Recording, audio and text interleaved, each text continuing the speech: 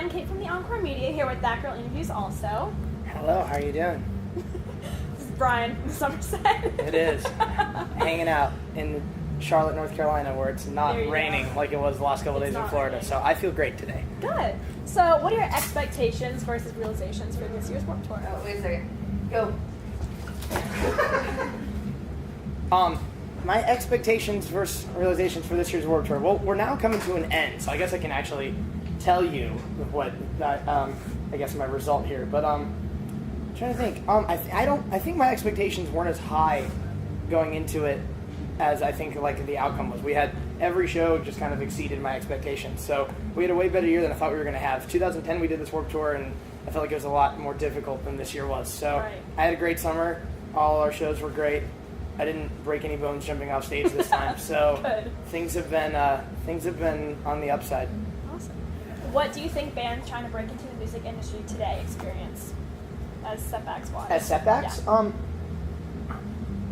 I'm not sure. I mean, I remember when we started this band in 2007, like I was still in high school, we were growing up in Arizona, and there were so many bands in our Arizona scene kind of at the same time between Ann Arbor and the next room right now, and the Maine, and we were all byproducts of Jimmy Eat World and the format and stuff like that. And there were so many bands in that our Arizona scene when we were younger, and we all played shows together and played off each other like a community and promoted each other, et cetera, et cetera. And I think now so many bands try to like come right out of the gate pretending they're something they're not, and then not treating their local community as a community and more so as a competition. It's not like that at all. I think in order to put yourself on the map, you got to put your community, your local scene on a map, and I think that takes working together. Yeah, for sure. What bands have you gotten to know on Warped Tour that you don't think you would have known otherwise? And I was always familiar with, my favorite band to watch by a mile is Wallpaper. It's the most fun set I've ever seen in my life. I've always been familiar, but I didn't know anything about their live show. It's the most fun thing I've ever watched. I'm a really big fan of Jen Wigmore, who's playing right now. I think she's really exciting to watch. And I love the band For the Foxes, who we brought out on our headlining tour, who I've seen do great things this summer. So those are three of my favorites. Awesome. So far, Warped Tour 2013, favorite memory? Chicago Warped Tour. We played main stage in Chicago. We played main stage a handful of times, which has been an absolute privilege. But we played main stage in Chicago, which has become a really great city for us. Chicago radio has been playing our song on the radio, which has been an absolute honor. And it was the first city that we got to come to since that, to see the actual like difference that something like that can make. And Chicago Warped Tour was the craziest show we've ever had. One of the most unforgettable show experiences I've ever played. Awesome. And how did it feel knowing that you won the Rising Star? That's pretty crazy. The whole like couple hours leading up to finding out was really nerve-wracking. Like you do a competition like that, and you have no idea what to expect. You don't know if like your fans are gonna adapt to that kind of thing, and ours totally did. And that was what was so exciting, was to see our fans be able to vote for something so out of their realm, or something so unlike anything we've ever done before. And that's what I think makes our Somerset community so exciting. But then like, I remember at like 9 p.m. the night before they announced the winner, they had closed the voting, and at that point it was like, it's 9 o'clock. It was also my last night at home in LA before we went to the UK, and I didn't really know what to do with myself, so I just went out with some friends and just got really, really drunk to not think about it.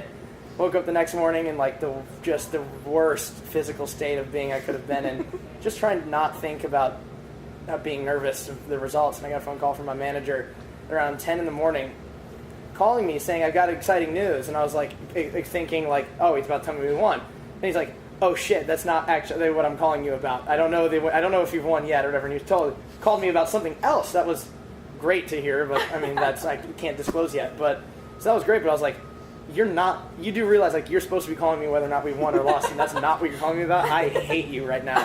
About 30 minutes later, he calls me back to tell me we won. And I was pretty stoked. Went 2 for 2. Went downstairs and took another tequila shot with my roommate, and then got on an airplane and went to the UK. So I didn't really get to think about anything after that. It was back on tour. So for how emotionally raw, if you actually listen to the lyrics, especially they're legendary, for how emotionally raw it is, how do you feel about the way people are reacting to it? I feel great about it. We've had the most positive reaction. Not that we haven't had a good response to every record we've made, but like this one just seems so much different. It feels so much bigger than all the other albums we've put out. I feel like it just kind of feels like everyone's in this one together with us, and it kind of all of a sudden feels like our first album all over again instead of our third.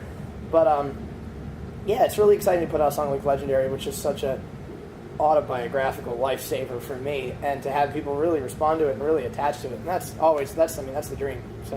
Right. What celebrity do you think you look most like, or do you get a lot?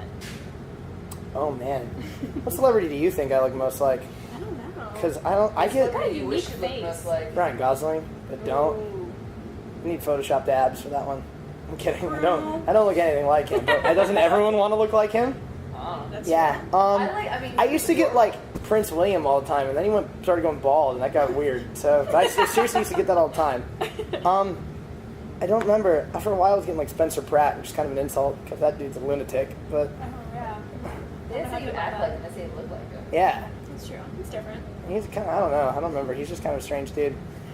So if you could capture any animal in the whole world and If make I it could your capture pet, any animal? yeah, what would it be? A lion. A lion. That's it. Right there. Like Aslan lion or like regular lion?